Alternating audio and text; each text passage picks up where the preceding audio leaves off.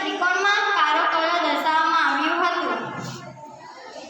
ચોથો રાષ્ટ્રીય ધ્વજ 1921માં વિજયવાડા રાષ્ટ્રીય કોંગ્રેસ અધિવેશનના એક યુવકે બનાવ્યો હતો.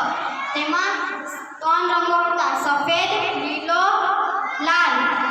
ત્રણેય રંગોમાં ચરખાનું ચિત્ર સમાવ્યું હતું.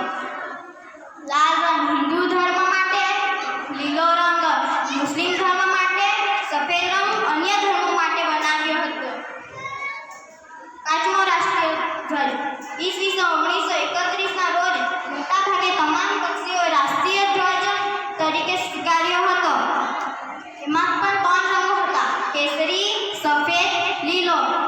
સફેદ રંગના વચ્ચે ચરખાનું ચિત્ર હતું.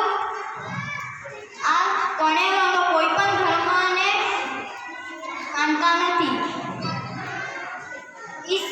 છઠ્ઠો રાષ્ટ્રીય ધ્વજ ઈસવીસન 1947ના રોજ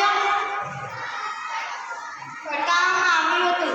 બંધારણ સભા દ્વારા 22 જુલાઈ 1947ના રાત્રે ભારતના રાષ્ટ્રીય ધ્વજ તરીકે સ્વીકાર્યો. આમાં 3 રંગો છે: કેસરી, સફેદ, લીલો. સફેદ રંગમાં વચ્ચે અશોક ચક્ર દર્શાવવામાં આવ્યું હતું.